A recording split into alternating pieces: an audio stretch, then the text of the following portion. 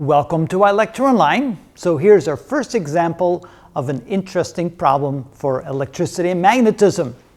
Now, what we're trying to do here is find an integer between 0 and 9. So that's the type of question it is. We're looking for n. And let's read the question together. An infinitely long uniform line charge distribution of charge per unit length lambda, which is this line right here, lies parallel to the y-axis in the yz plane. So here's the y-axis, it's parallel to the y-axis, it's in the yz plane.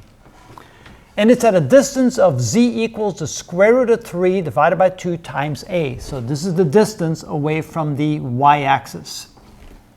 If the magnitude of the flux of the electric field caused by this line charge right here, which of course goes in all directions around the line charge, if the electric field through the rectangular surface lying in the xy plane, so here we have a rectangular surface in the xy plane of length a and width L with the center at the origin, see the figure, with its center at origin, if the flux through this plane from the electric field caused by that line charge is equal to lambda L divided by n times epsilon sub naught, where epsilon sub naught is the permittivity of free space, then find the value for n, and n is going to be an integer from 0 to 9. So right away we're supposed to come up with the concept here. So the concept is we have a line charge, we're going to have an electric field which is going to be pointing in all directions in the cylindrical direction around that line charge, also going through the rectangle right here. And of course, the distance from the line charge to different points in the rectangle is going to be different. The angle is going to be different. And the first inclination we have is that we may have to integrate the electric field through that rectangle, realizing that the angle and the distance is going to constantly change. That's going to be kind of a mean integral. And it turns out that you don't have to do it that way, because you can find a better way to do it. That's the concept of finding a problem like this and then realizing what might be our strategy. So the strategy first is to find the strength of the electric field as a function of radius. So we're going to use Gauss's law to find the electric field. So the strategy is Gauss's law to find the electric field. Once we find the electric field, then we're going to find the flux, the electric flux, and the definition of the electric flux is equal to the electric field times the area. So we can think of it this way.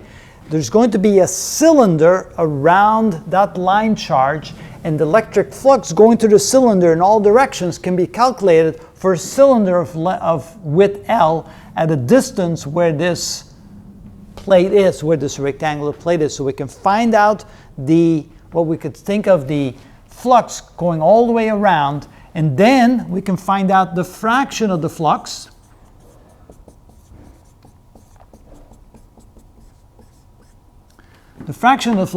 that's going to go through the rectangle.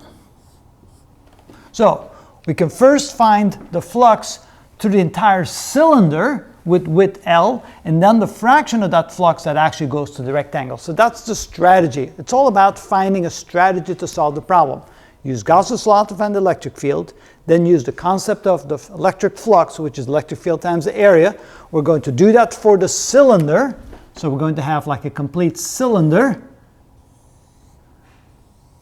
And we're going to find the electric flux through that cylinder, and then we're going to find the fraction of the flux that goes through that rectangle. And then if we take a look at this equation, we can see that the flux is defined, the electric flux is defined as 1 over n times lambda L divided by epsilon sub naught. Of course, epsilon sub naught is the permittivity of free space.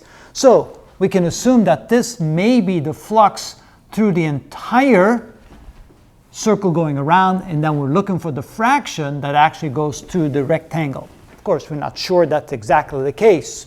So how do we do that? First, let's use Gauss's law to find the electric field along a line charge. So we could say that the integral of E dot dA is equal to the charge inside divided by epsilon sub naught.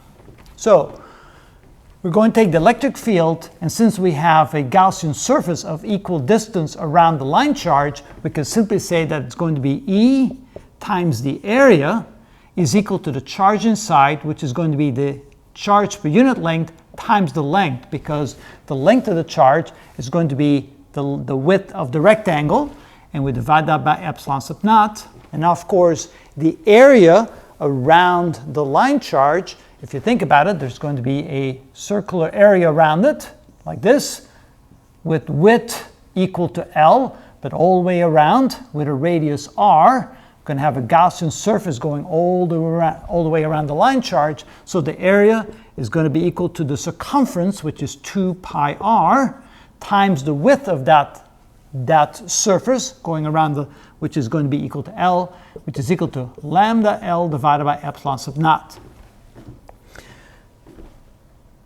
Let's see here. E times, so area, the electric field strength times the area equals the charge per unit length, or the charge inside the Gaussian surface for a length L on the wire, divided by epsilon sub naught. So then we can go ahead and cancel the L's on both sides, and the electric field is equal to lambda divided by 2 pi r times epsilon sub naught. Now that doesn't yet look like this, but it's a start. It's electric field. Now what we need to do is figure out the total flux through that area. So the flux through the area, the electric flux through the area is equal to the electric field times the area. So now what we're going to do is we're going to multiply the electric field strength at a distance r away from the line charge, going all the way around. We're going to multiply the times the area of that cylinder. All right, so let's come up here and finish that. So we have the electric flux is equal to the electric field, which is lambda divided by 2 pi r times epsilon sub naught times the area. The area is going to be 2 pi r times the width. So we have 2 pi r times the width of that cylinder, which is L. And then notice that the 2 pi r's cancel out, and we're left with the electric flux is equal to lambda L divided by epsilon sub naught, which is exactly what we have over here. That's this portion of the equation. Now, we're not looking for the total electric flux around the line charge. We're only looking to find the electric flux that goes to that rectangle. So now we need to figure out what is the fraction subtended by that rectangle. So let's take a look here. What we're going to do is we're going to draw the following. So this is the line charge. Here's the rectangle. The rectangle is at a distance square root of 3 over 2 times a from the line charge. So now what we're doing is we're looking at the line charge edge on like this. So all we do is we see a little dot. There's the line charge coming out of the board and going into the board. Here's the rectangle, and here's the distance to the rectangle. So this is the square root of 3 over 2a for the distance from the line charge to the rectangle. So I'll put a little lambda there so we know we're talking about the line charge. And we can see that the length of the rectangle from there to there is a, so the half the length of the rectangle is going to be a over 2. Then if we draw this like this, and this like this, so we know that there's going to be electric field going in all directions away from the line charge, in all directions. If we go all the way around the circle, 360 degrees, that's how much flux will go through that surface that has a width L. But we only want it through this portion of the entire circle. So we want to know how big of an angle is this. So we're going to calculate this angle right here. Let's call this angle theta.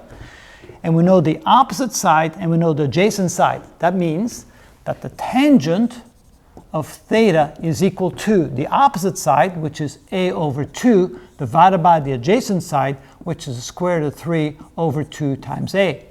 Now notice we have an a in the numerator, we have an a in the denominator, so we can say that the tangent of theta is equal to 1/2 in the numerator, divided by the square root of 3 over 2 in the denominator. And then we realize that the tangent of theta is equal to the sine of theta, divided by the cosine of theta. So this is equal to 1/2 over the square root of 3 over 2. So can we think of an angle where the sine is 1/2 and the cosine is square root of 3 over 2? Yes, we can. That's 30 degrees. Or what we could have done is we could have said that 1/2 divided by the square root of 3 over 2 is 1 over the square root of 3. And then can you think of an angle that the tangent of the angle is equal to 1 over the square root of 3?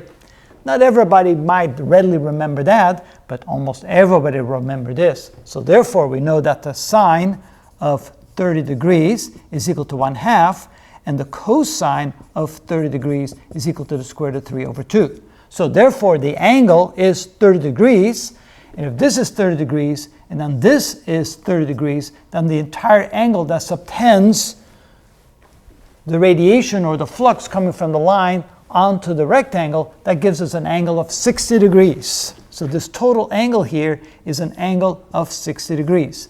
Then how many times do you have to have that in order to go all the way around the circle, all the way to 360 degrees? So we can say that 60 degrees divided by 360 degrees is equal to 1 over 6. In other words, 1/6 of the flux goes through the rectangle, the other 5/6 goes outside the rectangle. In other words, what fraction of the total flux goes through the rectangle? We can say that therefore n is equal to 6. And guess what? That is indeed the answer of the question. If you put a 6 there, it is 1/6 the total flux coming out of the line charge that goes in all directions in a cylindrical surface with width L all the way around the line charge, a distance, well, square root of 3 over 2a from the line charge. We can then tell that 1/6 of that total flux goes through the rectangle. And that was the answer to that question. Wow.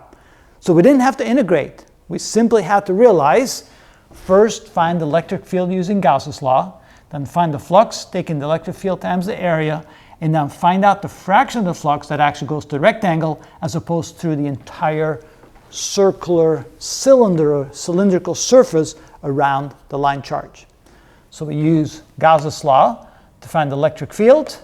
Then we find the equation of the flux. We multiply electric field times the area. Once we have the total flux coming off the line charge through a cylindrical surface of width L around the line charge, then we need to figure out the fraction that goes to the rectangle versus the rest of that cylindrical surface. And that is how it's done.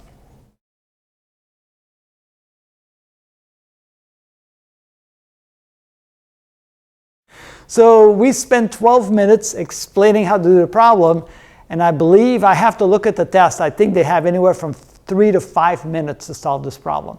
So obviously I took more time to explain it, but you can see you don't have a lot of time to come up with a strategy, then go through the process of solving it, and then coming up with the fraction. It has to be done in a relatively short amount of time, about 3 to 5 minutes, I believe. I have to go look it up exactly how much time we get for each problem, but it's not a lot of time. Can I race through it? Well, yes. Once you know the strategy, the hard part is coming up with the strategy. Once you know the strategy, it doesn't take that long to figure it out.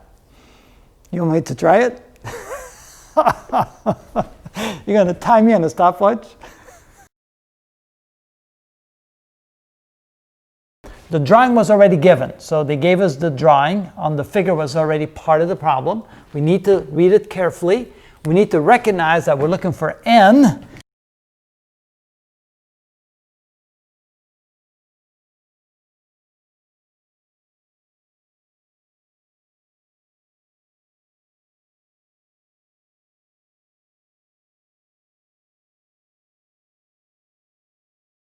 But that's only half of it, so the full angle subtended is therefore 60 degrees.